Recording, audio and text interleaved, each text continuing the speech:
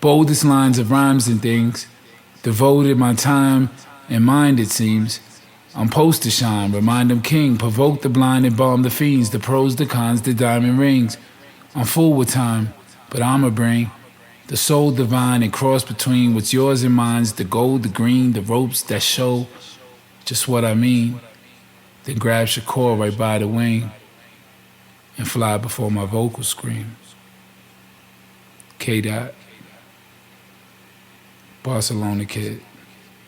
Let's go. Yeah, y'all. This is ALBe BACK, and you are on another episode of That's a Bar, and it is going to be one of those episodes. Do you understand me? I can speak with all impunity and whatever swordsman as of a pen that I ever thought I had will now be completely sharpened by my guest today, the one and only Jessica Caramore. She is in the house tonight, and I am ecstatic. But you know how this starts. Barcelona Times.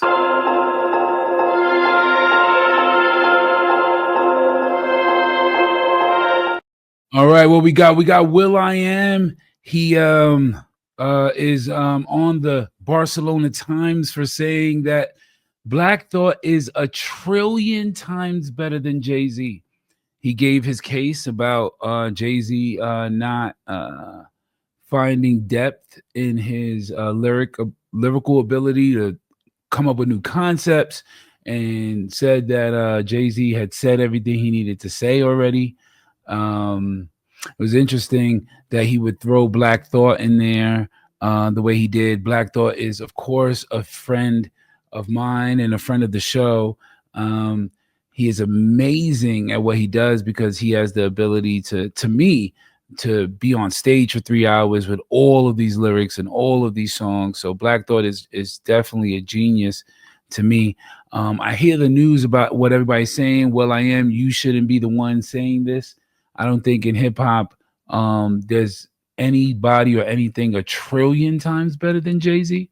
I think when he said that, it really made it sound like that was a shot to hold for whatever reason.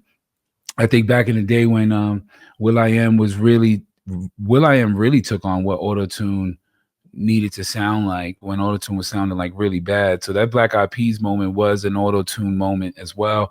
And maybe that's back from when Jay-Z brought death to it. I don't know. will.i.am. That's a lot. Good luck to you, my friend. And we'll see what you got going. If you could provide the rest of Barcelona with some bars yourself, I'd greatly appreciate it. That's what we're all about. We miss the old will.i.am. All right, what else is there in the news? Yes, my man Fabio Foreign. Big shouts to him. He is out of jail, and I don't care where he was. I'm glad he's back in the studio. He's a good friend of mine. We got a lot of songs together. We got songs with Ye, and we worked on that Down to One album. He's a good guy. I know this guy for a little while now, and I'm super proud of him being home and back to his kids, back to the family. That's what it's all about. Big shouts to Fabio Foreign. Yeah, that's dope. Oh, well, that's what's going on. will.i.am is over here talking crazy. Fabio Foreign is over here back home about to start talking crazy. I love it. It's hip hop. It's where we at. You know what I'm saying? In the times. Well, this is my favorite part of the show, my favorite segment, because the stage matters to everybody in this little thing of ours. In season 2, I wanted to just come out with so much different things. People, season 1 was like, "Hey, man, you should play some more of your music and stuff like that." I was like, I don't want to be that guy, But I thought about it, and this mic moment was really, really special to me. It was a moment in time. None of my family members ever came to any of my shows. I was able, God bless me with brothers and sisters like Jessica Caramore, like Black Ice, like in the world of poetry. So that when I left the home, I didn't feel alone. But this one time, Mom Dukes came. So this is my mic moment of all time.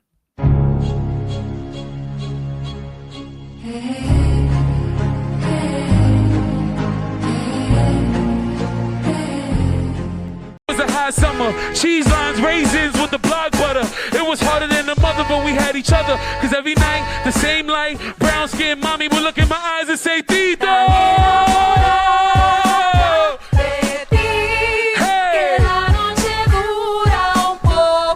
Let's take it back to skate, Keelan. Hey! 138, if you don't know. Now this is dedicated to the ones that had them young. The Boricua from the bottom of the Bronx. Girl from the 3rd floor, never taught how to love, but she gave her everything to her son. And that's how he won when he rap, how he run. The MCs out the building with a pun.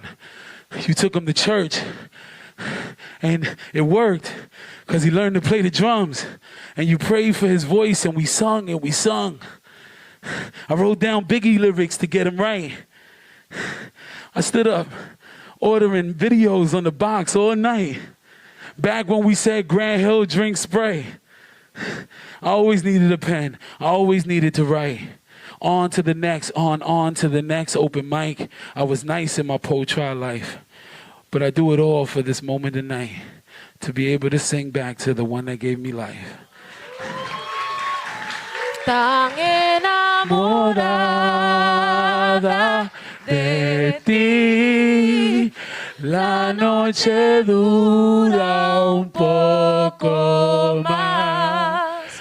Tan enamorada y así, la noche dura un poco más. Boricua! Yeah. Give it up for Letty. Oh my God, you was awesome. You was amazing. Thank you. Oh man. One time, Ma, one time, show him the bird. Show him the bird. Show him, Ma. Show him how to whistle, Ma. Real quick. One time, Ma, show him how to whistle.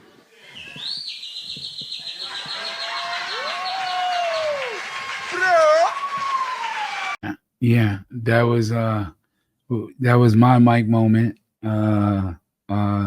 Being able to having the opportunity to rap to my mom, the one that gave me life, the one that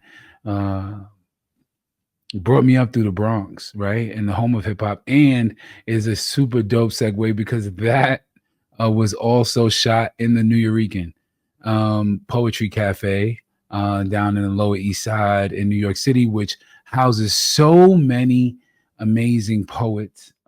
What I would like to do is always give light to that place because it allowed me to have a stage to sing to my mama, you know, and I put that as a mic moment because, man, today's guest, whoo, I mean, we can go on and on with the accolades. It's out of control. She is Detroit's poet laureate. You know, she is the perfect person to be a spokesperson for pure Michigan. Do you understand what I'm saying? This lady is not only a Midwest pen, but she traveled the world giving love and fierce bravery, heart on that stage and on that microphone. There's so much to talk about: her books, her businesses, and she's also part of you know, with I as well, a part of a deaf Poe kind of tree. So we're gonna start this off like this. We are not this language. We are not these torn canvases. We are not the trick. We are magic. The sweet spot in the sky. We are God's access, planted, rooted like trees on stretch. Yeah. Where we at? Ladies and gentlemen, Jessica Care Moore is here. What up, though? Jessica Care, what up, though? What up, though? so much. Oh, my love. We I gotta do there's this in person next time, please. yes, yes, of course, because I mean, man, we spent so many days having conversations in Dune's house and having poetry sessions, and you've Yeah. always been there for me. And it was funny, my mic moment was me at the New Eurekan, Oh, and so then the intro to the Def Poe tree is yeah. my daughter. And here Wow. and then here you are, one of the most amazing moms in the world. Thank you. Let We me do tell our you best. something. We do our best. Let me tell you something. Everybody wished they had. He's like, yo, my mom's Jessica Care Moore. He's like, what? Not only from some celebrity thing, but the way you care and nurture for King Thank you. throughout all these years. Thank Yeah. you for coming to the show, Jessica Care Moore. I'm so excited. I'm excited to be a part Yeah. of it. Bars. Let's go. Let's go. Bars, yeah. Man, It's there's so so much to talk about. I mean, like Detroit's poet interesting. laureate, you That's know? interesting. I never thought that would happen, to be honest. I never aspired to be a poet laureate. It was never a thing. And probably like maybe 10 years ago, I never thought it possible. And, the tides have been shifting. There's a lot more Black poet laureates. Shout out to all the Black poet laureates across the country. My dear friend Tango Eisen Martin is one of them, former San Francisco poet laureate, one of the baddest poets on the planet, now lives in Detroit. We got him here in the D. I'm excited that he's here. Got to spend some time with his daughter. I was doing poetry auntie babysitting this weekend for Tango. Um, but I think it's gotten better and blacker, and as it should. The laureateship has grown. Our state poet laureate is a Black woman, Melba Joyce Boyd. So we have two Black women poet laureates, and before her was Nandi Comer, Michigan poet laureate. So our poet laureate thing is new in Detroit. I'm only the third in history. So there was Dudley Randall, who's a legend, right? Black Poets Anthology, Broadside Press, and Nami Law Majid, Lotus Press, and who was the poet laureate till she died. And so there wasn't a program in place. So I wasn't interested in being a poet laureate until they put a program in place so that poet laureates would get money, like for being a poet laureate, and it would actually be a program. And I would have to do things with young explain people. explain to my audience what a poet laureate is. I think most of us rap guys, there was a cannabis record that he used that word, and like we knew about it when it happened with the young Black girl at the Yeah, inauguration, and we yeah, that yeah. kind of word. I know what it means, but explain And to I the get the youth poet laureate, I think, or whatever, right? So yeah, it's considered like you're the highest, you're the voice of the city. You're the highest ranking as far as lyrics and storytelling, and as a laureate though, you have to have books. It's normally associated, but now they've gotten more loose where you're not necessarily got 5 books, but maybe you got several large performances on YouTube and different like platforms, and you can say, hey, no, but I'm in this space with the community as a poet. And so I like that they've opened it up a little bit. It's not as stuffy, not as academic, because I don't come from academia. I rock in those worlds too, but it's not where I come from, right? And so that's what it is. You're just considered the voice of that city or that state. One of the people that they call on when they want to know what's happening. Voice, finger on the pulse of the people. I I I But I agree with Detroit. yeah. You, I agree with them. You wear Michigan on your back. I mean, you could have been a part of the Fab Six. You, no, That's my brother. Those are all my brothers. I know all them. I know Chris. Taylor I, forever. I absolutely adore you and and your love for the city. But however, Yeah. I know you as a New Yorker. Joker. I was Like there. I mean, you drank the tap water, you helped neighbors, you added to communities, you talked to kids there. It's not just about being a poet, but you actually, every time you're in a city, you kind of nurture the city you're in as Yeah. well, Yeah, we have to create community where we are, right? And I came to New York. I was a baby, man. I was 22. I didn't know anybody but my cousin Alexis from Detroit. That's it. I had nobody except an invitation from Abiodun, our Baba Abiodun and Umar bin Hassan, to say, if you ever in New York, call us. And I was in Harlem on some tourist BS on like the double decker bus. I would be like corny. No. I was on the double decker bus on 125th Street, and I was like, "Yo, I got to get off this bus. I'm looking crazy right now." So I got the bus. My family, Edith and Sylvia, they were doing like the tourist thing. My cousin was graduating from NYU, and My life changed Right? so fast. God was like, "You have to stay here." Like I didn't understand that I had to. My calling was in New York City, and just being from Detroit and being like, this is a real edgy town. You know, we're not artsy people here, right? And so I was artsy, an awkward black girl in the midst of a lot of hip hop in Detroit because I came up with Dilla and who I Yeah, call. no, we no, we're gonna get it. We That's definitely a question on there, please. But Okay, okay, okay. for a second, before we go back there, before we go, because sonically, I want to talk to you too. Yeah. A lot of poets, I can't really talk to them about sonics as much because Mm, they just stay on stage, and you kind of do both. But we're gonna talk about that. But yeah. being in New York, I mean, as a New Yorican champion, like Yeah. what was that moment where where you was like, oh, I'm gonna rip this stage. This is mine. Oh, my New Eurekan story. So I was Brooklyn Moon was really my house. That was my house, and when I was in New York City, I can't front on Brooklyn Moon. That the poets I met there became lifelong friends. New Eurekan was legendary already, and I knew I had to like what I'm saying, do my thing there. I was not a slam poet. I'm not a slam poet, so I did not like slam. I didn't Right. like the idea of competing with poets. I thought it was weird. I understood the MC battle more because like hip hop, I understood it, but the poetry battle sound corny to me. So I was like, what's that? Like in Detroit, black poets, we're here for liberation of black people. We're not here to compete against other poets. We're here for the same thing. So I didn't want to do it. Keith Roach, rest in peace, Keith Roach, Rest in said to me, peace. Keith Roach called me Rodman, like Dennis Rodman from the Bad Boys. He's like, look, Rodman, listen, I know. I was like, I ain't doing that slam thing. He said, Rodman, you get on that stage and you do your poem the way you do your poem. You ain't got to do nothing different. Just be you and you all right. You're going to be straight. I'm telling you. So I was like, all right, I guess I'll do it. So I did my poem the way I usually do my poem, and I did all right. They had some white girl poet that was like trying to act like she beat me, but she didn't beat me. You know, they're like, it was a tie. I was like, let's do another round. And I was like, I beat her. We're not doing no more rounds. So Saul was actually the champion that year. I was on the 1996 Slam team. It was That's me, right. Bosia, Saul Williams, and rest in peace, Mums the Schemer. So my brothers, those are I was the girl on the team, and it was weird, and I still didn't like it. Weird. Well, no, hold on. That is like this is you're talking about the the Lakers, the Yeah, Bulls we were in the killers, 90s. This team is like this is right? one of the most, we it was a North Star. You Yeah. guys were a North Star, and then that's what nationals, and of course the camera, Mm. 1996, everybody more people started filming things, and then There was a you got movie.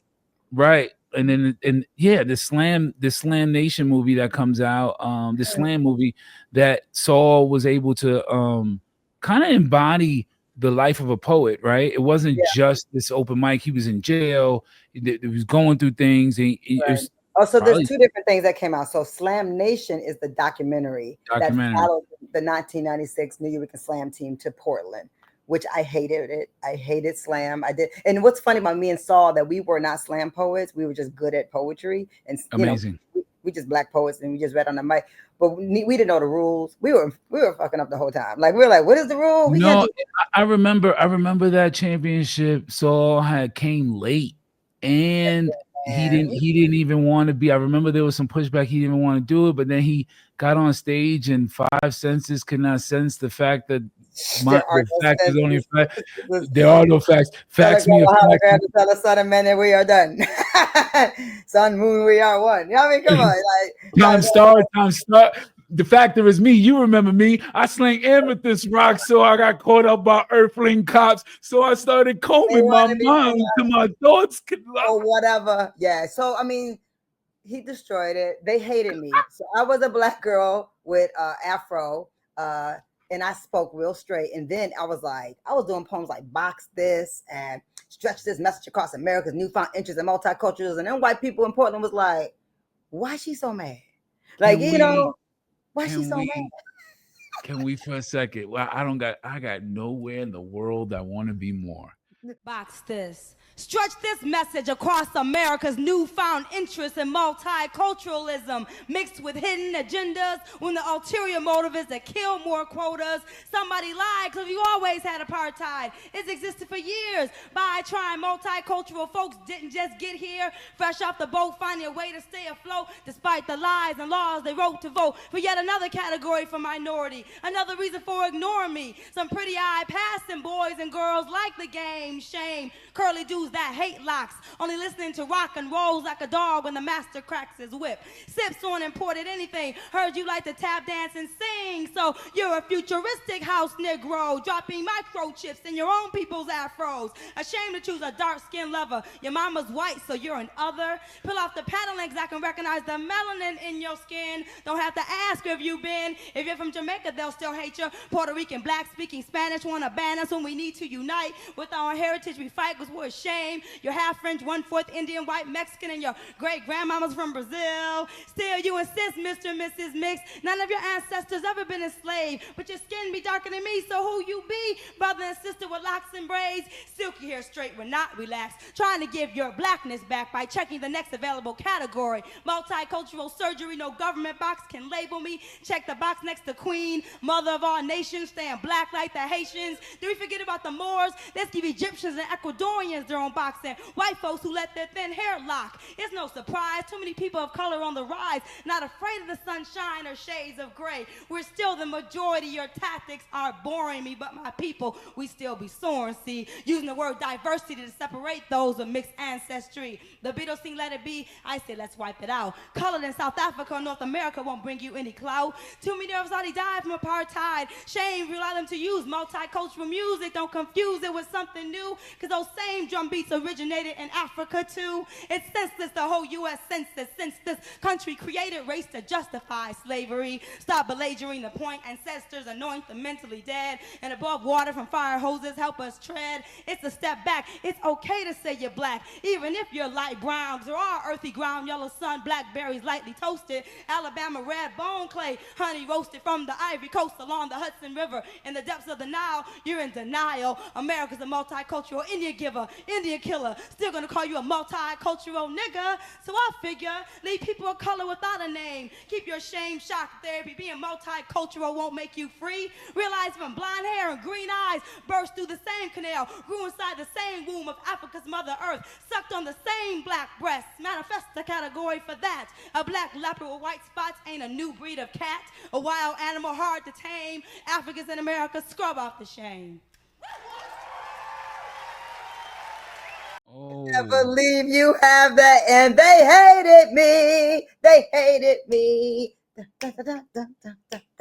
ALBe, they hated me. And so, and that's the black girl that I was on the New Eurekan Slam team, unapologetically black, unapologetically my full self, not halfway, afro, but AR-15 with it. You know what I'm saying? And no, y'all can either like it or don't like it, but I'm showing up just like that. Y'all, and the thing is with Saul, like, it's just different when you're like, the reality is that how they see black women, how they see black men, right? And he's very Shakespearean. When I'm like, I'm not Shakespearean with it. I'm not. I love fucking Saul's amazing, but I'm like in a different kind of way. And then it's coming from a black girl. And that's me, black girl. That's me, black girl in her 20s. So they really don't like me. Because I might actually drop something, I might actually hurt somebody. They don't know I'm more dangerous now, you know what I'm saying? So hey, you guys won that championship. We didn't. No, to us. The people know we were the best. The people all like yo, like I wanted to state it. You know what I'm saying? That was the first robbery. Yeah, but like when I hear that piece, when I hear that piece. It shakes the soul even in 2025 of what if we would have listened to her. Come on now. Apartheid in South Africa. I've seen it firsthand. Apartheid in Palestine. My friends have seen it firsthand. I'm from Detroit. This is the largest Muslim population of people in the country outside of the Middle East live right here where I grew up. I grew up on the border of Dearborn, Michigan. Those are my brothers and sisters. We've been talking about Palestine since I was 17. I don't know nothing else except that they live in a state of apartheid. When I went to South Africa and I did that poem in South Africa, it touched people in such a way that it was overwhelming. I cried, and I wrote another poem called Even the Light-Skinned Girls Are Sick of the Light-Skinned Girls, and several other poems after visiting South Africa for the first time and performing for the South African people. And the exchange I had with this little brown girl who was crying after my reading, and it was a big performance, man. Like South Africa, like 1,000 people showed up for the panel discussion. The panel, 1,000 people showed up for the panel with me and Linton Kwesi Johnson. I think Tony Blackham was with us. It was crazy, and some South African poets, and the connection between South Africa, apartheid, and Jim Crow, as you know, right, as a person that knows, it's very similar. It's, apartheid is just Jim Crow on steroids. And this little sister was looking at me crying, ALBe, and she said it to my face. She's holding her father's hand. She said, "You don't understand." And I said, "Yes, I do, because I am you, little girl. I am you." Like, that the divide and conquer is real. And I grew up just super black in Detroit. I was raised by my daddy, Tom Moore. It's like I'm Yeah. like, we didn't grow up with that, multicultural, biracial. Like, we're like, huh? What? We there's a black? there's a small theme that it seems to especially for the people I've been interviewing. But Georgia Me had said, "My work works for me." I speak that about you as well. You don't go on stage and just want the praise of being able to put words together. Your work works even after it's released. It's working in the audience, it's working in our minds as we're looking at ourselves. You were pushing that piece out, and I'm just thinking, even when you said about us Puerto Ricans, and they have all of the excuses that they will bring up. You kind of did that, and I heard aunts go, "Yeah, well, we're kind of Brazilian, and yeah, we're kind of this, and we yeah," and then you go, "But wait, Come on, hold man. on." You How you said slice something about, know how you cook the rice. We all what was that African. leopard line that you Uh, said? Black leopard with white stripes and a new breed of cat. Yeah, yeah. I'm just. Fam, I can't believe I listen. I remember my poems from '97, better than the ones I write right now. yo, I memorized nothing from this book. I'm like, this oh 2020. my gosh, that's what I want. I really did want to talk to you about this book. I have it in my house as I love well. My it. Thank you. daughter Katie has been I looking gotta through it. meet her. It's in her room. Wow. Um Wow. talk to me about this. Talk to me just, before we go completely into that, we can actually go into that. But just talk to me about uh your approach from writing a stage piece or writing and publishing Yeah. and becoming a publisher. But Oh yeah. about writing and publishing a book, and that your process, is it different?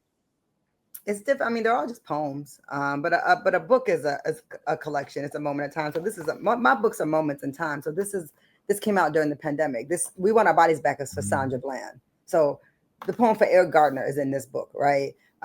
So it's all historical. Like this book is, God is not an American. This is my third book. This is the book I had out before. This is my fourth book. This is before Sunlight. Sunlight through Bullet Holes is the book before this one. This is like jazz poems, but the poem for Trayvon Martin is in this book. So like it's all like historical moments and times. Like poets are the historians of the time, which we collect it should be a stamp of what was happening in the moment. Because I'm not writing I'm writing in the moment. And so Mm, this is time about capsule. yeah, man, Sunlight the Bullet Hole. That's me, and that's my second wedding dress. That's me running home to Detroit. I art directed my cover, and the arrows are at me because this is what I believe my second husband metaphorically trying to destroy me, and this is me coming back home with my wedding dress on, returning back to the safe place that is Detroit. So we cool now. What up? You, I remember we had a riveting conversation about Trayvon Martin.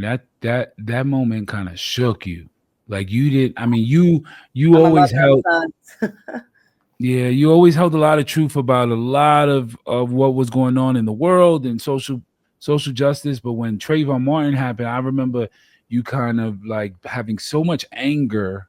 And then even and you talk very fast, but the second book over there, God is Not American. Oh yeah, Um, this one. such a big, responsibility for God to work through you like that, to be able to be voicing this thing of that we need to hear. I think people forget Mm. that. I People think got mad people at me for this book. I remember performing at Lincoln Center, and certain people came up to my thing. This white man came up to me, was like, "What do you mean God is not an American?" I was like, "Well, what do you mean?" I said, I "America's a pretty young place, babe. I would imagine this wasn't where God or Jesus was born. It's like it's new. Yeah, it's not an ancient. It's it's ancient. It's indigenous land, and it's the idea of America. America has a God complex. This is the last poets, right? But in God is not an American. I have my poem for the children of Gaza. This book came out what 2014 or something. That's Saying history. Like yeah. you have pieces that are like could My actually new just poem go. is 9 minutes long. I got a 9 minute poem right now. 9 minutes.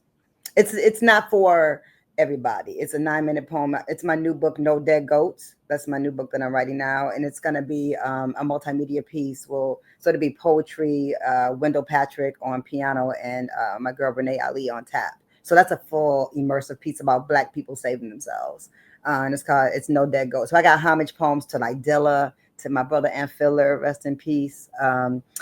Yeah, Yeah, what can you please tell me, man? I mean, I got a chance to hear some stories about JD when it comes to Q-Tip. He would share stories with me because I would always ask him, but tell me, like, what? Give me something that nobody knows. That what was he like? sweetheart.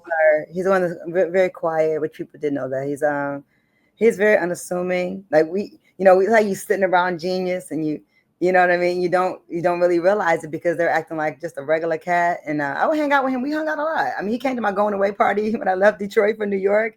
Him and Proof came, and I was a part of the scene because I used to run the hip hop shop for Maurice Malone, who predated all these white hip hop influenced designers, right?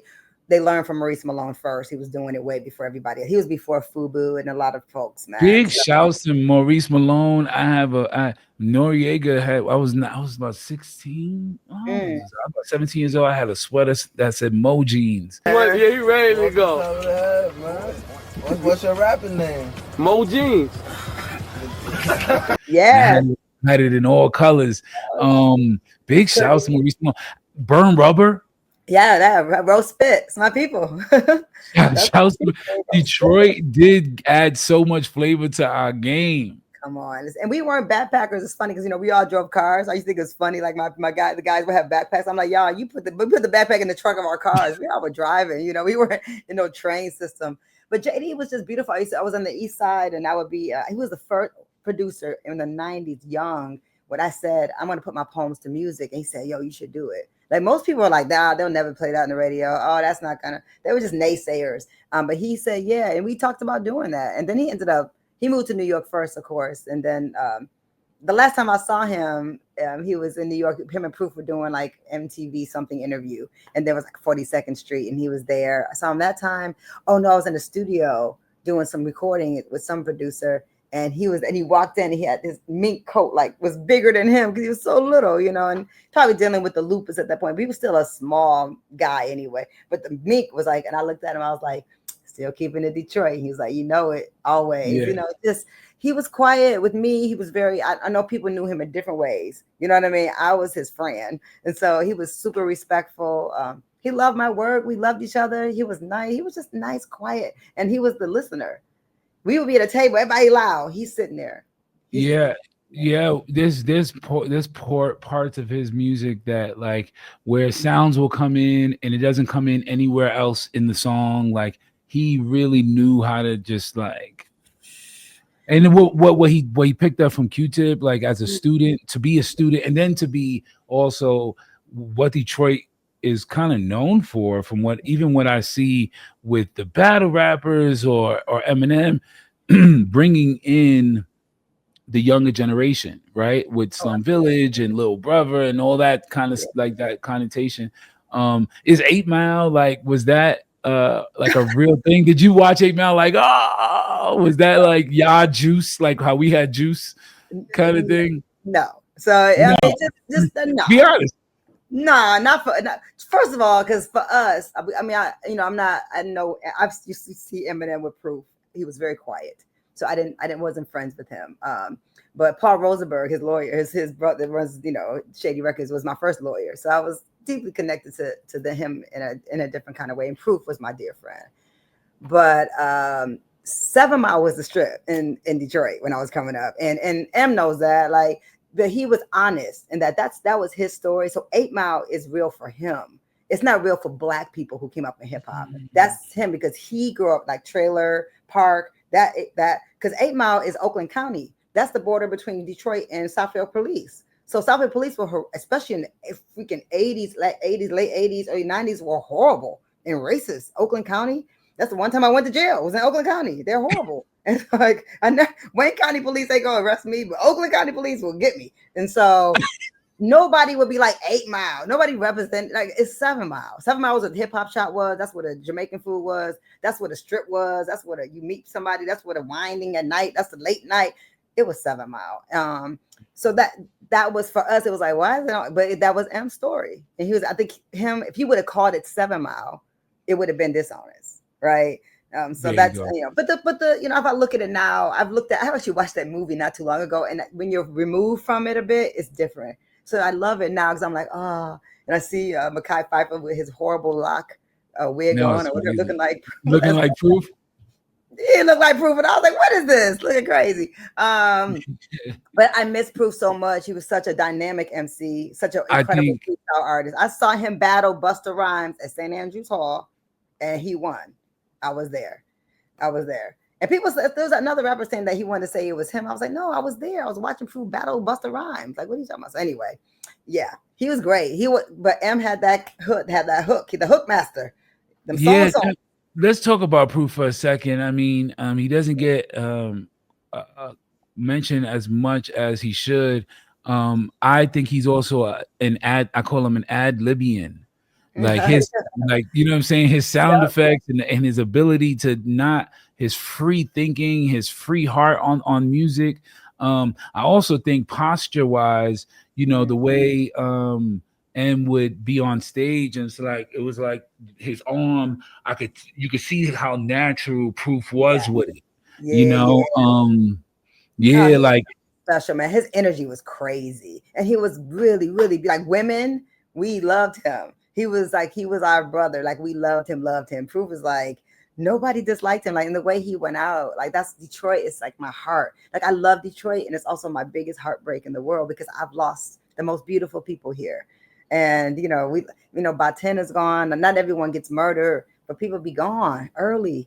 We lost Terry Dwyer to like a car crash and a fire. Like we've just had some of our, we just lost M Filler. M Filler, literally the piano that's in my house. He carried the piano into my house for my son. This is M Filler who nurtured Jay Dilla, who learned like young John Doe and put him in his house and taught him how to use the equipment and gave him access to stuff that he didn't have access to then.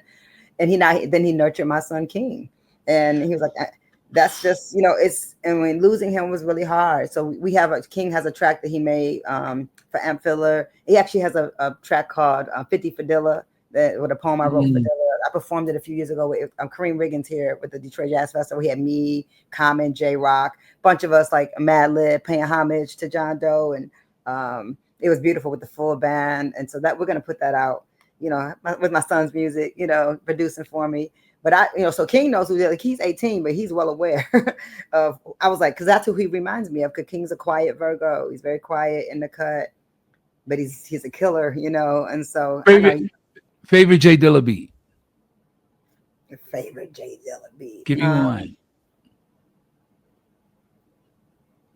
Running, I guess. I guess that'd be one of them. Yeah. I love the light. I love the way he did the light. Like, doom, doom, doom, doom. You guys have to. Detroit is not only home of just Motel and just the auto industry, but also Detroit Red. That fire. My hero. That fire that and also another New York kind of transplant. We kind of adopted him as well. We take all of Detroit's finest, don't we? A little bit. I wanted to talk a little bit more because this is important to me. Everybody wanted to be you growing up, as far as us spoken word artists. Whatever. I didn't know everybody wanted to be me. I'm trying to be Intozaki and Sonia Sanchez. Yeah, that's what I was about to say. It's a generational thing. It was something to look up to, right? It was like Magic and Bird when it came to you and Saul. Mm, That's how we looked at it, because it was just, Mums had did a lot of acting. Rest in peace, Mums, a great friend of mine as well. And Bo later goes into Def Poe, but you two had this thing in this pocket that we can see a lot of the female poets, saw your success and then just, fell in love with it. We yeah, fell in love with your heart and thank you. your poetry outside of the arena, or the stage. You making books. You also became a publisher Yes, I did. yourself. I published Saul Williams' first book, The Seventh Doctor. I did. When he was just, he walked his manuscript over to my house. I had done my book, The Words Won't Fit in My Mouth, 1997, very successfully. But I come from that. So I come from Black institution builders in Detroit. So I was in Brooklyn and I was looking at the New York poets, listening to them, how fabulous they were. And I was like, y'all not making books? Like, it just didn't make sense to me because I didn't know poetry from TV. I know poetry from reading books. So I'm well read and I'm studied. And so I'm like, y'all not, we gotta be one of them. We gotta have our books in the store like a Mary Baraka and like Sonia Sanchez and like Audre Lorde. Like we have to, these white publishing houses are not gonna publish us. You know what? We need to publish ourselves. And so I started More Black Press with my first book. I sold like 20,000 copies. Yeah, More black press. More Black Press. And we still here. More Black Press, man. 1997. You Uh, put you also released an NBA player by the name of Eton Tom Thomas. Thomas, I did Tom That's right. Thomas's work. Yep. That was the You, first time I did something different with because I didn't know who Tom was. He reached out to me and I really, my intern, Ruben, who's not even with us, he passed away in a motorcycle right. accident. But Ruben answered the phone. He tried to call my office so many times and he was like, I think, and I didn't know him. I know ball players. So I didn't know he wasn't Allen Iverson. It wasn't like Kobe was calling. I was like, who is he? And it was the Washington Wizards. And I was like, my intern was like, I think you need to call him back. And so that became that first time working with like an NBA athlete, but we got him in like the sport in Sports Illustrated. But he actually, I never had with my publishing house, I did all the heavy lifting financially. With Etan invested in his project because he's an NBA player. It's hard for me. I'm by myself in my house in Atlanta with my independent black press. Either to work with somebody who has that much reach was not easy and in a different kind of reach that I was used to. But we did book release parties at the All-Star game. I was able to hire a publicist. He recorded his work. My husband at the time did the music for it.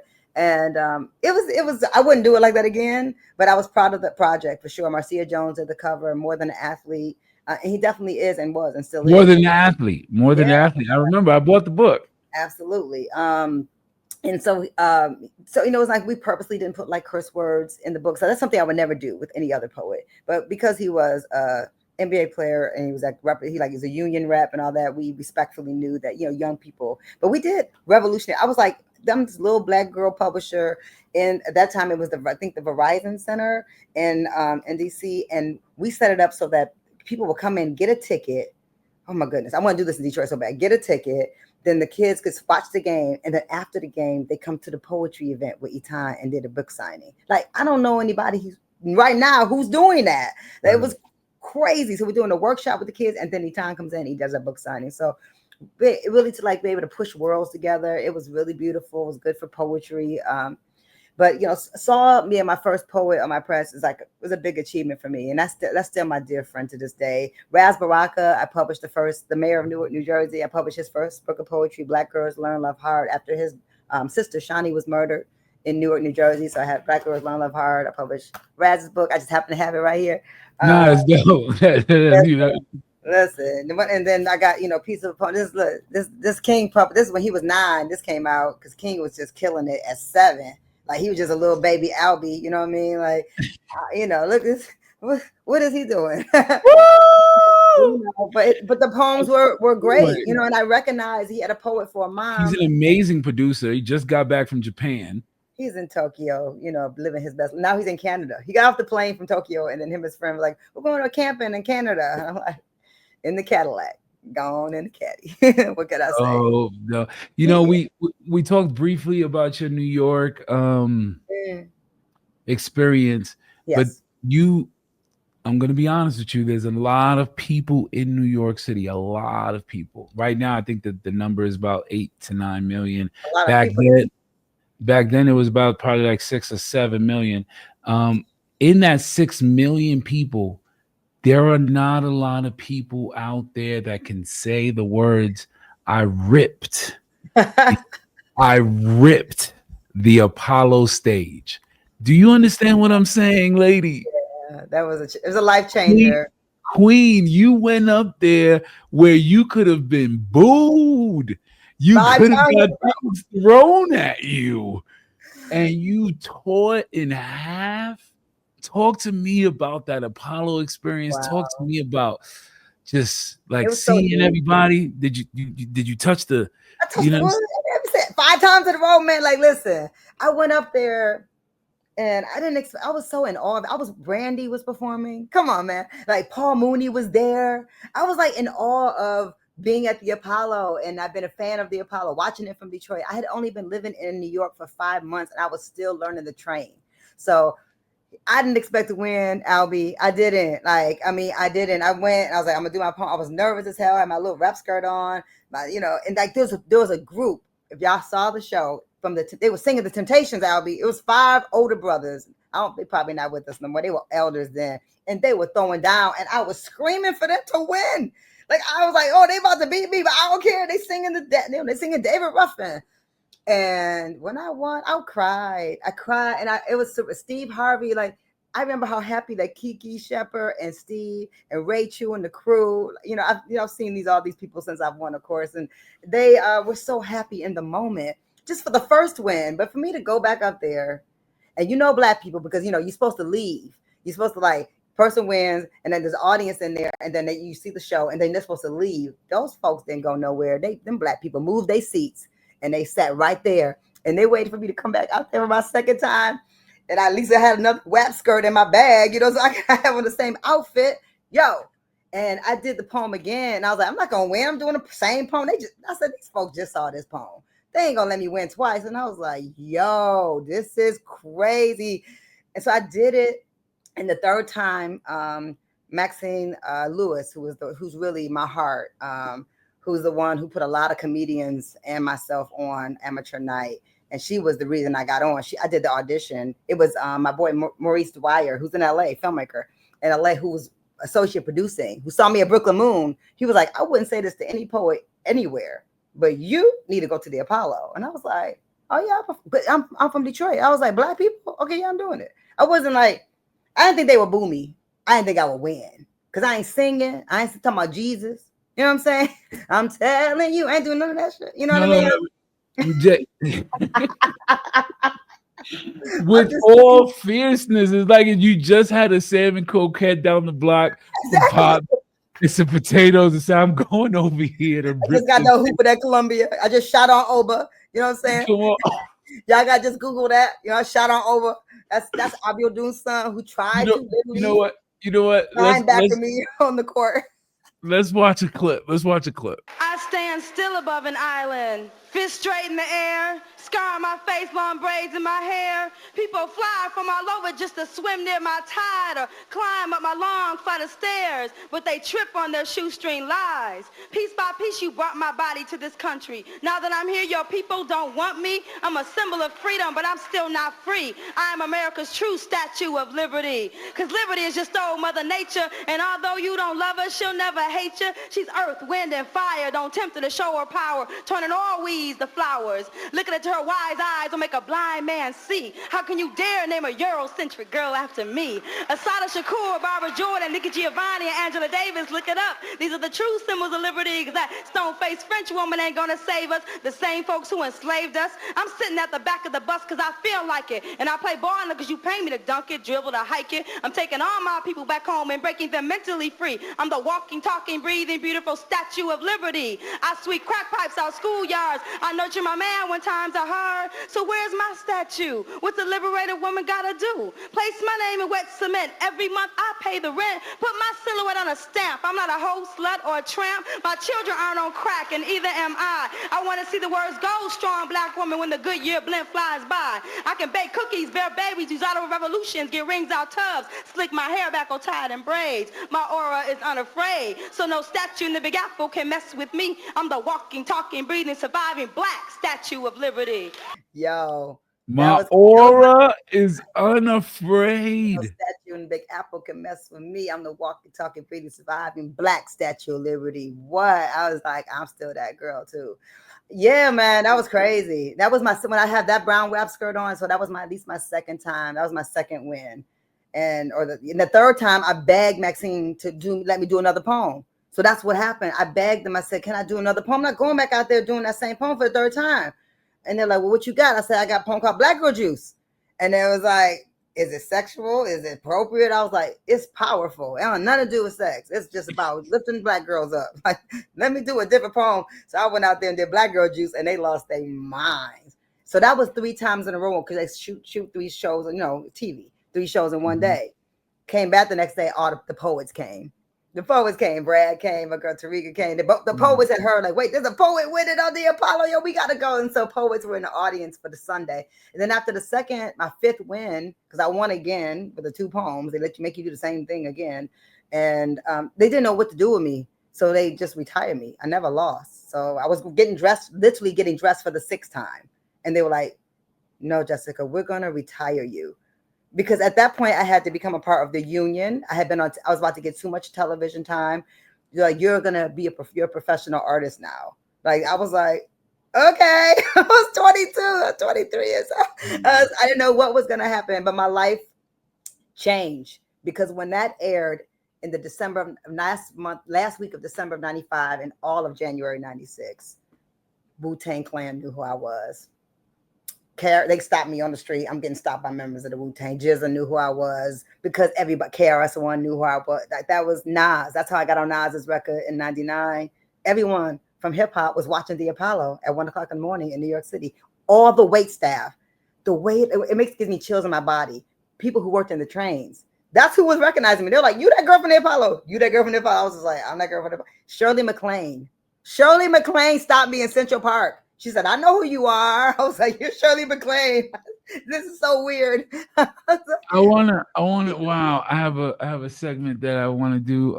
This is the first time, but I do want to say some names, and Yeah. then especially as poetic as you are, try to keep it under a sentence or two once you hear the name. Okay. You ready? Yeah. Nikki Giovanni. Mm. Yeah, it's hard to even.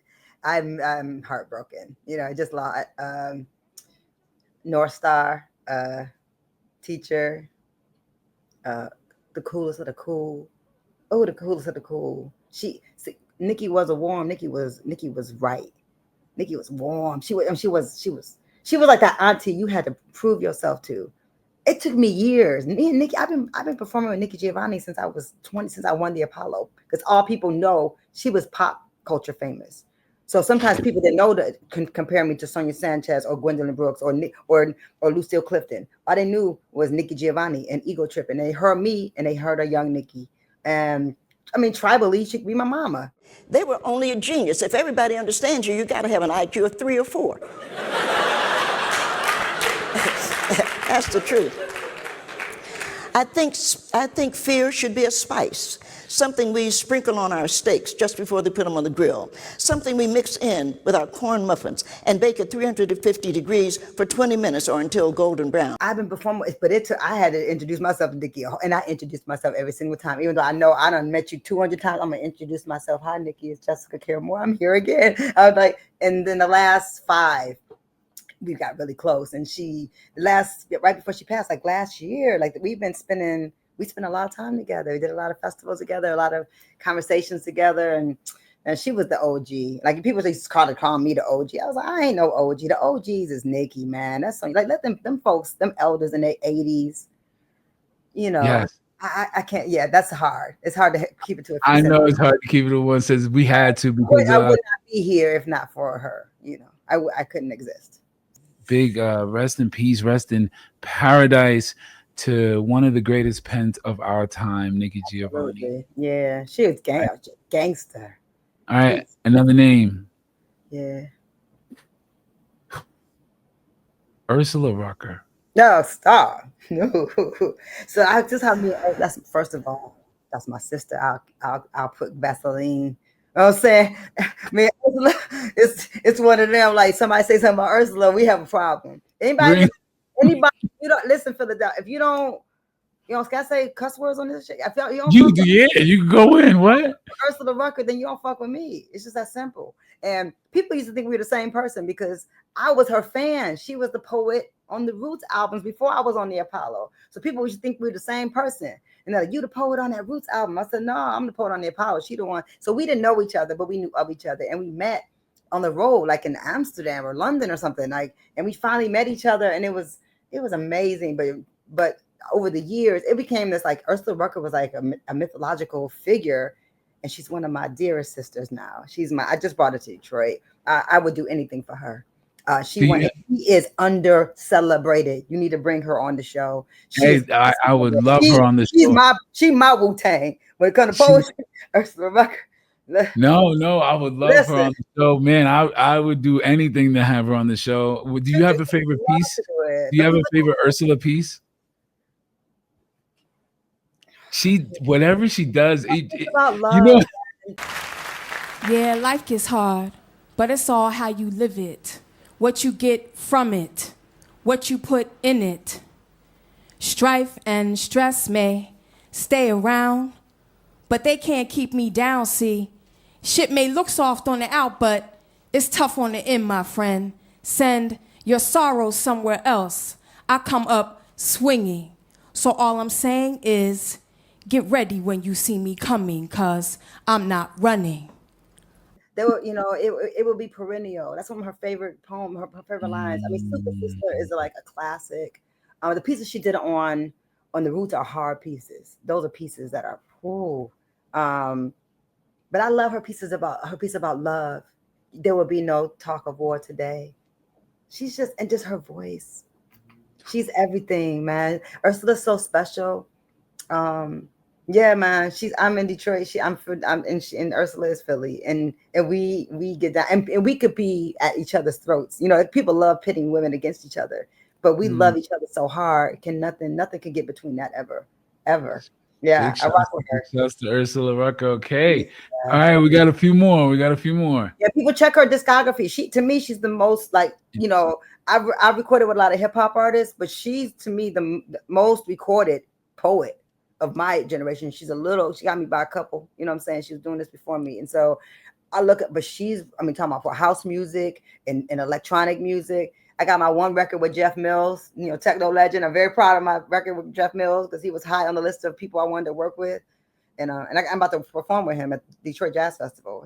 Jeff Mills, and Jason Moran. Some really gangster craziness. That's about to happen. I'm like, my whole life is like Jeff Mills and Jason Moran at the same time. Like, what we about to? And we're creating like the week of the performance. So, but Ursula is go get her discography if you don't have it. Go get it. Okay, we're gonna go. We got two more. We need like 2 hours to talk. I know. We got a little bit more to go, and then we also got to get into your Mount Bars more. But I want you to talk a little bit about your relationship with Mos Def and Talib Kweli. Oh wow, so two different relationships. Let me see. I love them very much. I'm in that video. If y'all don't know that 1, 2, 3, Mos Def and Talib Kweli. I'm right there. Me, and Mutulu, and Stick and Common. We're like all in the corner, right in front of what used to be Joe Loft's restaurant. It's moved now. We're right there. I'm in the dollar van with them. And it was the dollar van. I'm in the dollar van on Flatbush in that video with them. I met Talib when he was working at Nkuru Books. My friend Jacess, rapper from Detroit, was showing me Brooklyn. I just gotten there. He's like, you got to go to Nkuru Books. And I went in there, and Talib was just working at the counter, like, working at the bookstore. And he was just super smart, super nerd. And I won the Apollo, and he was asking me about how to get gigs, yo.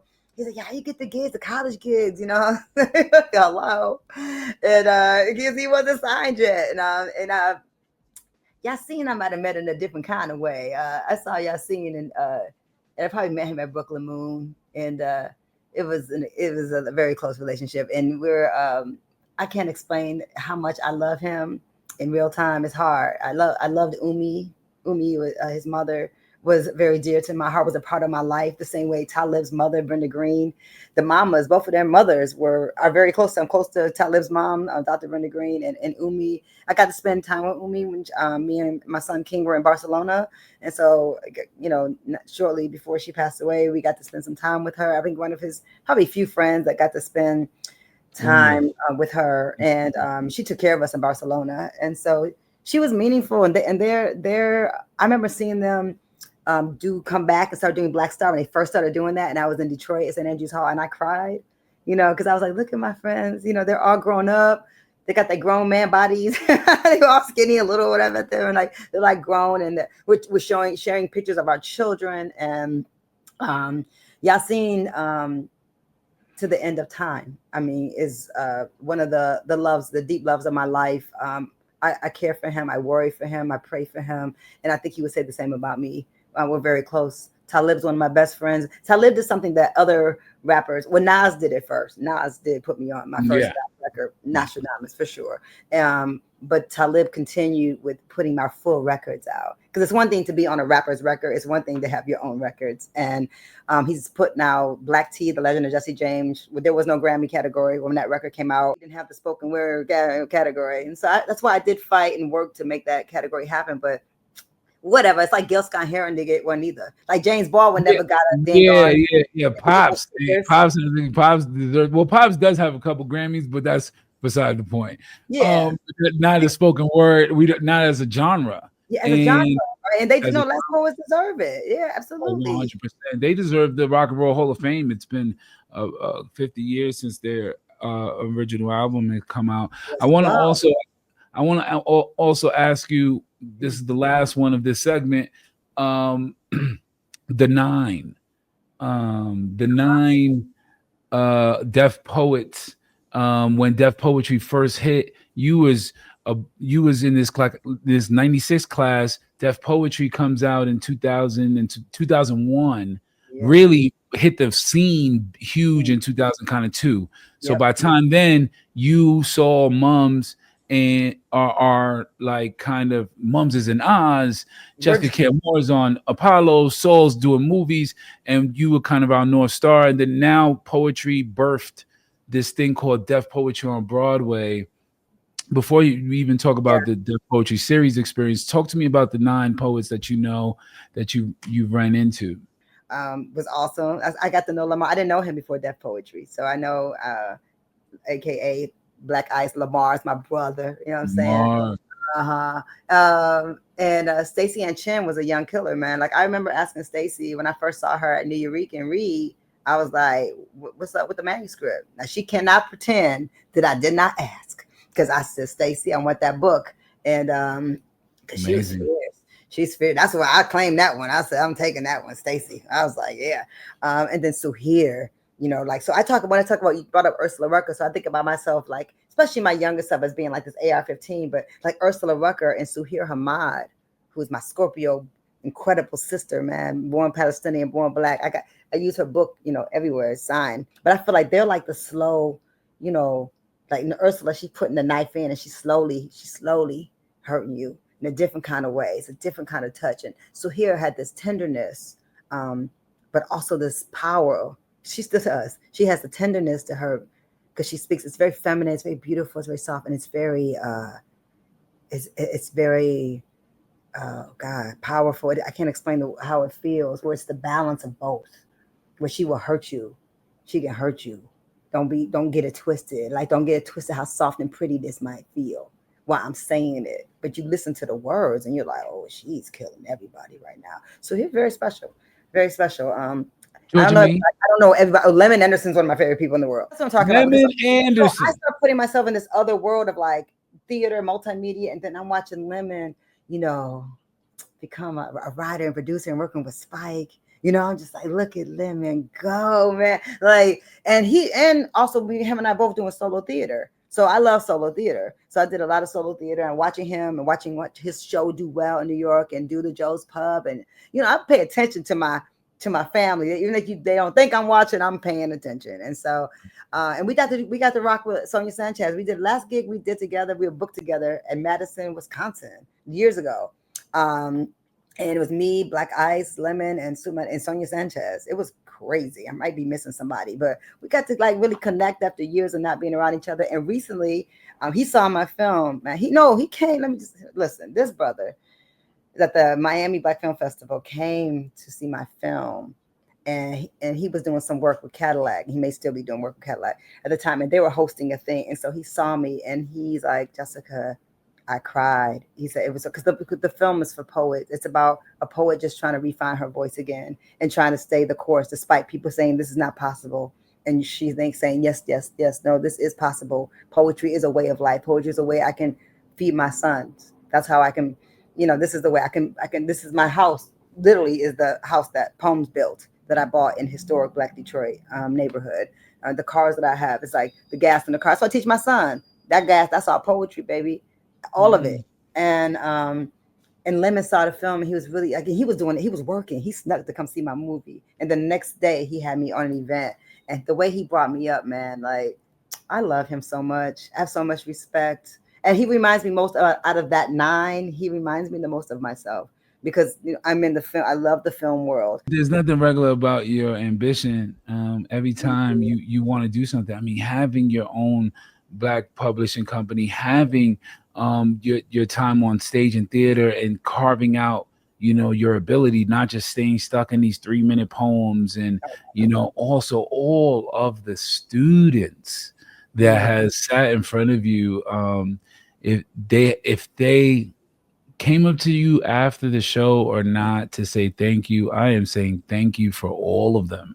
Oh, I And love all you. of us, every car ride, every inch of you getting on time. This lady does not like to be late. I don't like to be late. How do you know that? I don't. I'm like that now. I don't. I come on. I'm on time. I don't do late. She does not like to be late. She is on time. Thank you for all those moments, all that hard work. And people understand, like me, Lemon, Black Ice, if we got a show at 8, we can leave the house at 7:30. We go like this. You know what I'm saying? You guys still get gorgeous. Your closet game has always been. Closet game is crazy. But that's what my house is. Basically, a place for. It's an extended closet with a bed and some couches. But yeah, Right. Oh, yeah, that's the Midwest thing. I want to now is the crux of the show. This is where it is. We are now part of the Mount Barsmore segment, and it goes like this. It's hip hop Slizzo, really with the shits though. Cause the flute case got the thing with extendos. My live on do say, fuck what you and you say. Paralyze your engineer and upload the bootlegs. Fuck Mount Rushmore. So I'm doing. Can I do something different? Because your producer told me I could do poetry or rap, and You can I do think whatever. that gets a lot of attention. And so I wanted to like highlight some of the poets that changed my life, and I was changing my life at all times. So I mean, one of my favorite writers in the world. Her name is Nikki Feeney, and this is called Head Off and Split. This won the National Book Award. And I can't. It's too long, so I'll just share a couple lines from her. Segregation Forever. These Black boys hurl like invertebrates to reach the top of the earth wall first. They loose sea lilies cut on their hinge line above thorax, below septum. They fly float with the help of quick feet, skating to peer a new precipice. Hoisted and held by their own giggles, they counterpoint and twain 3 Picassos without the matador's interfering prick of keening European brush.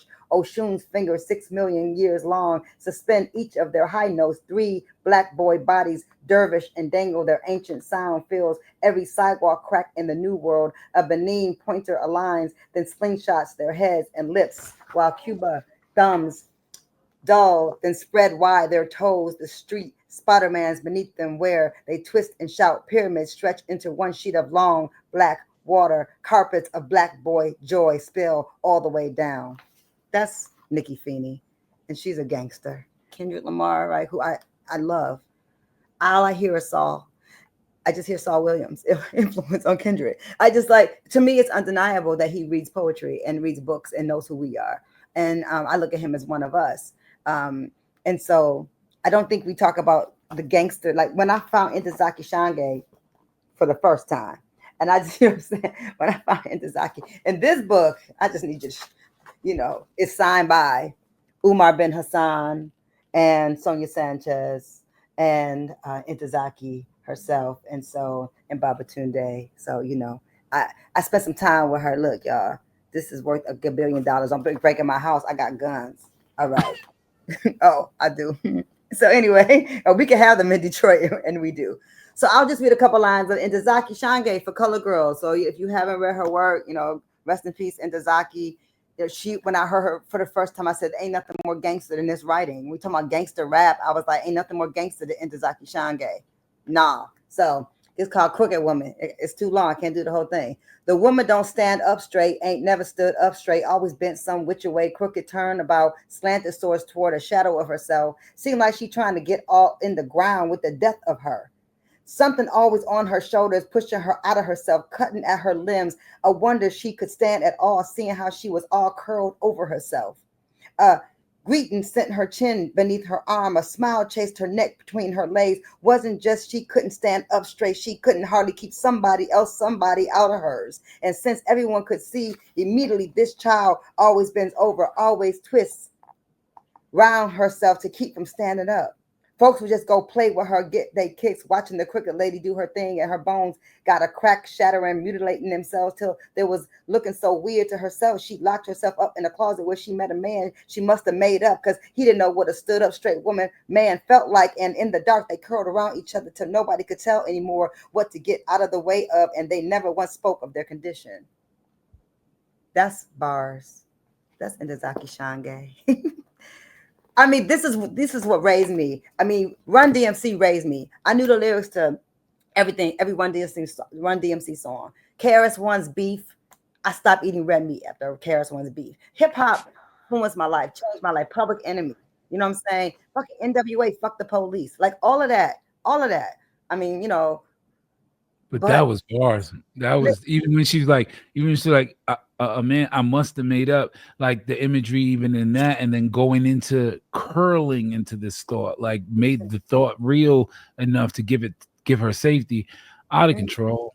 I mean, so that's two. Amiri Baraka got so many. Sonya got so many. You've done a record with Amiri Baraka. I haven't done a record. I've done lots of shows with him though. Shows. Well, that's the same thing. He's like, yeah, that's my papa, man. We toured all over the planet together. We danced together. I drank with him. I published his son's work. His wife Amina Baraka is an incredible poet as well. The Barakas are my family. I love them. I love them the long way. See, and it's only with great effort that young people can break out of that mold. And I think that the writers have to help. The writers have to begin, rather than willingly shuffling off into the little greasy imperialist traps that, they have to begin to create more of an alternative network. They have to be able to publish themselves and to create. Look, there was enough writers at Dodge this weekend to put together an entirely alternative network of publishers and distributors. I always say 27 cities because black people are majorities or large pluralities in 27 cities in the United States. But not only that, most working people live around those cities. You understand what I'm saying? Whatever nationality. And so it's possible in those 27 cities, relatively easy, let's say easier than you think, to set up a network. If you publish your book in D.C., somebody else publishes a book in Baltimore, somebody publishes a book in Wilmington, somebody in Philly, somebody in New York, then, okay, I'm going to send you 100 books to distribute, you send me 100 books. That's a relatively easy network to start.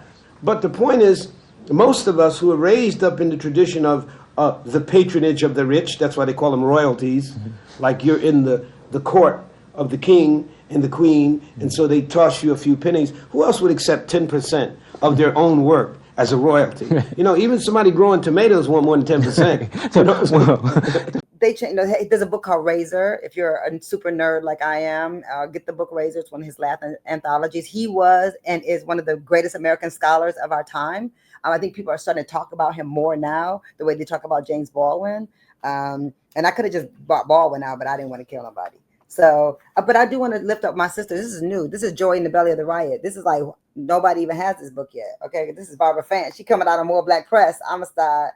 She comes out in September. and she's a brilliant young poet that I found when she's opened for me a few times, and we did shows together in Pittsburgh. So I'll do a couple of lines of her. Magic before magic, magic before magic. We have been called magic before. Our eyes, subtle stillness, dancing to the branches of our bodies, tree limbs reaching toward heavens, above the sun, above the rain, dance rivering us up out of our bones. We have been called magic before, swinging from trees until we became them, bearing the fruit of someone else's child, nursing someone else's child while ours lay hanging. Its body, a box of bones. We're forced to carry 6 feet beneath our chest, so we dig deep inside our bodies and pull out every ounce of glittered prayer glistening until it reaches our tongues, and we learn to speak life over ourselves. We have been this magic before, bursting into everyone else's box of glitter and shine, and hiding the fact that we birthed it. It came from our womb. We lay bruised and bloody while they dance into midnight until they become the stars we own. We do own the stars, you know. We have been that magic before. How else could you find something to wish upon in this shade of midnight if it didn't already come soaked in our skin shade of brilliant? That's Barbara Fant. Her book comes out in Wow. September. That's more I Black can't wait Press. to get that. I can't wait to get that. Oh, she's brilliant, man. And there's, listen, it's also about pulling up the next people. You know what I mean? Because I can go into I could just, Rakim, one of my favorite rappers of all time. I thought about like all the rappers that I really. No, even the parallel what you just did, what you're doing now. Pops would always say Langston Hughes is an amazing writer. He wasn't necessarily great on the microphone or his voice. He didn't have that. For you to continue to provide a platform for those that can body the pages. Yes. But we all can embody pages, and we all belong in books. You need books. Don't let these academics make you feel like you can't write. You can write. All you need is a good graphic designer to find the pauses. The pauses are just spaces on the page. So I always tell the MCs, and I'm talking to a lot of them about publishing books for years. Like, you are writers. You can write books. There's no reason for you not to publish your lyrics. I talked to Black Thought about doing his book, and someone already got him. And so that needs to happen. I love him. I got him up there. That's my guy. Man, I just love you for that. I think we all love you for that. That was 3 pieces. Do you have a 4th? I got a 4th. This is Everywhere Alien. This is Brad Warren. He's from the Bronx. Look at that beautiful book cover. So I put his book out last year. So I'm just, the poetry of America. It's for Amiri Baraka. The poetry of America's nurse, George Floyd's higher self into its freed ambition, overwrites the dead text, the disassociated knee, the acid reflux, the incognitive chorus, the Baylor crushed box face down in the asphalt plot of a 2 black street. Mama come to the wild bloom protest, game time, ham bone, hot wing, podcast, popcorn, police state, tailgate, jive turkey, tweet, Elon Musk and Peter Thiel, SpaceX, space junk, banana peel. All the billionaires do is scrape and whittle away at the indigenous clay. Ever in flux, this desert used to be a plantation before it transitioned into a dust bowl. Oh, bad is bad. I'm just saying, that's bars, okay? That's bars. I remember Yassine Bey looking at my work when we were just kids riding around in some back of some kind of El Rebo taxi or whatever, in Brooklyn, and he was looking at some of my poetry, and he was like, Jess, I don't write like that. You know what I mean? It's different from me, and Yassine to me is a brilliant poet. I also want to publish his book. And walking on 158th Street, little brown lady with brown eyes, my horn player hurt, I already wrote it. It's in the language. The music's already in the language of the writing. And so that's I think the aesthetic difference between being a rapper and being a poet. It's so funny you say that about our brother Yassine Bey. Great poet. Yeah. And it's funny that you say that. Somewhere in the back of a taxi, you might have said that. My Mount Rushmore of verses. Yeah. I've taught classes on this verse. Was his verse on Taxi. Okay. Wow. Where he goes, on guard. Bang, bang. It's the war of the heart. We can either make love or we can spar. Ooh. Either way, we hollering out, good Lord. Either one will solve the problem at all. Spent the first half trying to get it on. spent the next set trying to get gone. What's wrong saying nothing at all? Watch your head, girl, that lie is too tall. Don't go ever do what you want. I'm out the front door, I'm waiting on your call. Forgot it took place, remembering it all. Feel like forever, the moment so small. The eyes soft, cold hard, fresh frost, trying to melt it off. Back there on the lost. Chipping out, ending up where you start. Carousel at the merry-go-park. Pretty horse, let me off. Shed a tear, but I'm too tired to mourn. I'll do it tomorrow. When you're gone and you can't see me at all. Boulevard, love and hate. We at the cross. Buckle up, rough course. Taxi. I love that you know his verse like that. You go, that's my man. I'm about to reach out to him like, where you at? I love you so much right now. Oh my God. No, he's one of my favorite MCs for sure of all time. Him and Talib, they're both my favorite. They're very different. You know, one thing you taught me is how to like, I don't have to, you know how poets write sentences all the way through. I think I was in Atlanta and I was reading your book and you was like, break that shit up. Break it up. Like, what are you doing? Like, return. Stop. It's too long. Space it out. Yeah, because put those breath. You could put the breath in. You got to listen to yourself, and you can put the breath on the page. That's all the writing is. That's all the book is. People overthink it. They think it's not for it, and then they want to make it feel like we don't write books because.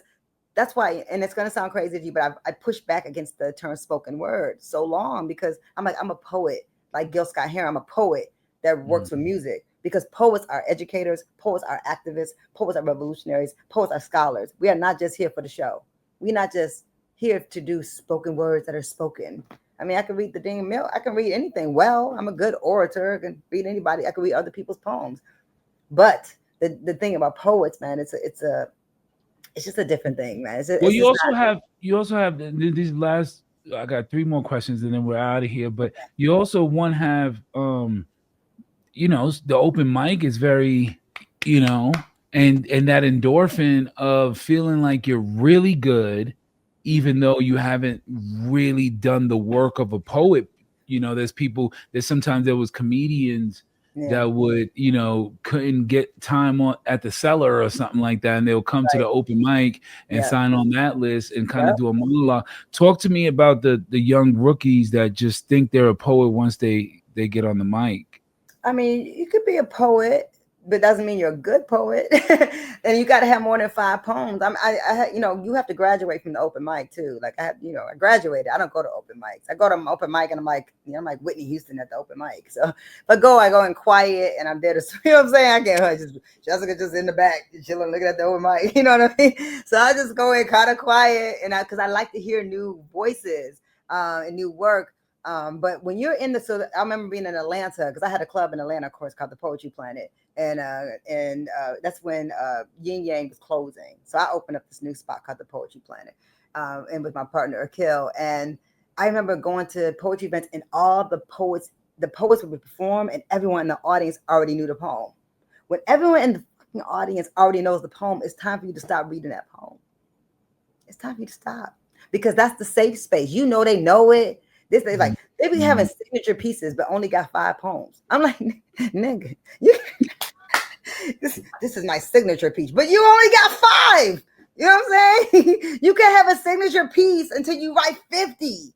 Write 50, and then you be like, this is the one I know. You know what I'm saying? If I did that, I'll be stuck in 1990. I'll be doing my poem from the Apollo. You have to ask me to do that poem, and it better be some little girls in the audience because that's what I'm doing it for. I ain't doing it for no grown-ups. It's for the babies. Black girl juice is for the flex and the fun sometimes. I like still saying it. But truly, Black Girl Juice is a t-shirt line now. I got my poems on the back. You know, I'm selling that. Like t-shirt, you know, the poem on the back, you want to get the Black Girl Juice shirt. But no, you're on a different level. I just wanted to, you know, sometimes we ask the monks to come down and tell the students of the Kung Fu that we Well, let me tell you about the Kung Fu at Brooklyn Moon. It was on Friday night. You had to come with a new one every Friday. I'm just saying that's where I come from. That. So I was on the open mic, but we were looking at each other like, what you did that? Oh, and we be blowing each other's mind. I'll be like, Willie Padongo just said what? And Tony, like, and Saul just said, oh, and Saul's doing Children of the Night, and we're all like being levitated all together in the Brooklyn moon. In the full moons, irregardless of the sun. They know the night and the 7 names of the wind through the tales of their wind-blown fathers. Who will father these mothers of light, and what will become of me? Children of the night. Only some will star the sky, only believers in death will die, and fathers must feather the wings of women. For the unfeathered masses dangle ridiculous, carrying crosses to phallic-filled tombs. The future sells silence through blood-rivered wombs that ripple with riddles of cows and spoons, and births, moons, and earth, sun-singered at noon. She buries her eggs in the soil, and plants her feet in the sky. Soil seeds a circus of carrots and clowns, and minstrel shows our desires. And here I stand, court gesturing infinity, fetal-fisted for revolution, but open hands birth humility. Now what is the density of an eagleless planet? Must my spine be aligned to sprout wings? I'm slouched into slang steps and kangled with gang reps, but my orbit rainbows Saturn's rings. So all you're thinking about is like, what am I gonna say? Ooh, and wait till next week. Oh, wait till this banger next week. So be your worst, be your hardest critic, man. Be hard. I'm hard on myself. I am. I'm hard. And I see my friends are the ones I roll with are real strong writers and poets. And that's how I became. Be around people who are better than you. That's how I became better. Sharpen your sword, right? Sharpen your sword with people who are better than you. I want to do solo theater. So I was watching people do solo theater. You got to, you know what I'm saying? What you want to do? I was watching filmmakers. I want to make a film. You know what I'm saying? What's the sister name? 40-year-old virgin. She inspired me. Rada Blank. You know what I'm saying? I don't even talk to Rada, but I used to see Rada on the solo theater festival, scene in New York. And so I watched her. I saw her talent, and I watched her become a filmmaker. And I was like, I could become a filmmaker. I'm watching Lemon. I can produce. Let's talk about that. I saw you in Atlanta. You know what I'm saying? I saw you in Atlanta. I took my little sister to get her nails done. The little sister, she became famous after that. I didn't even know the little sister. She was trying to find a nail spot. What's the actress? Yeah, Laura. I took her to the nail spot, dude. Like he was just. You told her I was your brother? Yeah, she knew. I took her when I got the part for ATL. It was just me and Laura London that was casted, and I took her to a spoken word joint at the Apache. Apache, Yin Yang became the Apache, absolutely. And then I was able, and she loved poetry even from back then. My second question in that, which is like, I'm glad you came with that energy of iron sharpens iron. I remember you going to me, you already said that. You don't even need that line. Did I say that? Yeah, you said you went like this, man. You went like this. We was in your house, big ass house. We was the ceilings all the way up there. And then you go, yeah, no, I like that. He was like, he was like, ooh, but right there, you had said that already. You don't need to say that again. Can't really, like, name recognition is so real. People try to pretend like it's not. Come on, it's real. And I had mine's a rock and roll record, and it's not even put it under my name. It's under We Are Scorpio. I'm being an artist. It's under my rock and roll, band. We Are Scorpio. That's me and Stephanie Christian. And that album is a banger. Wait. 20-second timeout. That album is crack. It's sonically crack. Like when you jumping on records, no. All right, what you want to do? So I ain't seen no poet do it like that for real in a minute. Like Saul was doing rock and roll like that. I was like, but I ain't seen no black women rock album with poetry like that. And I'm proud of that record. And I didn't even get nominated. But do I give a fuck? No, because I already know if I put that record on and I put it on with anything that's been blah blah blah, I know my record is shining and is doing what it's supposed to do. And it's I'll get my stuff later, like whatever, when I'm gone or whatever. I don't care about the fucking Grammys. I don't care about any of these award shows that don't belong to us. If we get one, I'm proud. Like my boy Tango's a beast. Tango's going after a Grammy this year.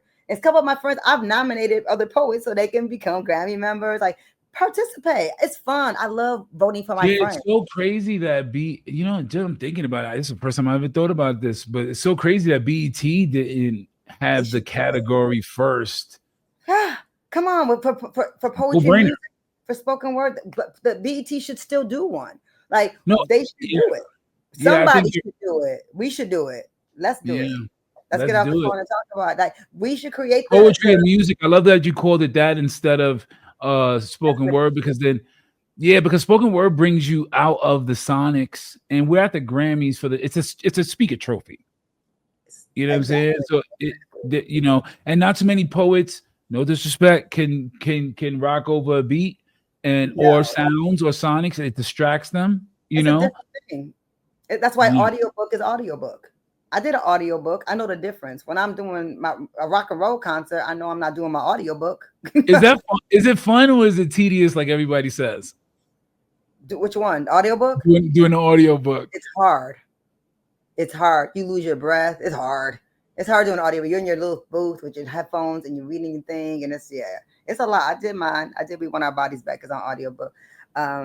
It's not easy, but the music thing is a different category, and I think I like the idea of poetry and music, and I hope that the Grammys, Jay put in Well, the work though. well, Undeniably put in the work to get the damn category. So you said Jay, you meant Jay Ivy. I of know course. Oh, sorry. Yeah. the hip hop world hears Jay and they think, oh, he's running spoken word Grammys too, Oh, and the Super Bowl. No, I'm not a good networker. I'm not. I remember Mm. what Queen Sheba was like, you gotta come, Jessica, you gotta network. I was like, I ain't networking. I ain't doing that shit. They know who the fuck I am already. I ain't networking. I'm gonna do my art. I'm gonna make my records the way I've been making them. I'm gonna put them out. People like them or don't like them. That's it. If it wins a little award, get a little sticker. I'm not writing books to get National Book Awards. I'm not writing books to get stickers. James Baldwin never got a sticker. No National Book Award. One of the greatest scholars of our time. Right behind you. Nothing. Right behind you. Who's that behind you? Oh yeah, that's Ernie Pentacoli. Ernie Pentacoli gave me that as a gift. Hip hop photographer. Yeah.